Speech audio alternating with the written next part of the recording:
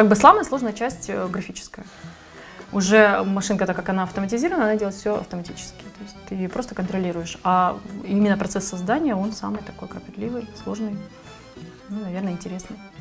И при сохранении оно мне выдает количество стежков. То есть вот я выбираю машинку свою, да, выдает, что тут 22 тысячи стежков.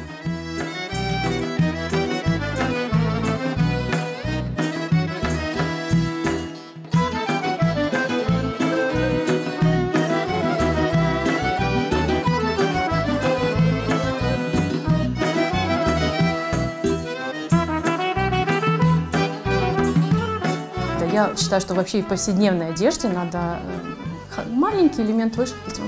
Если он присутствует, это уже наш народ идентифицирует как-то, вот, что это именно крымские татары.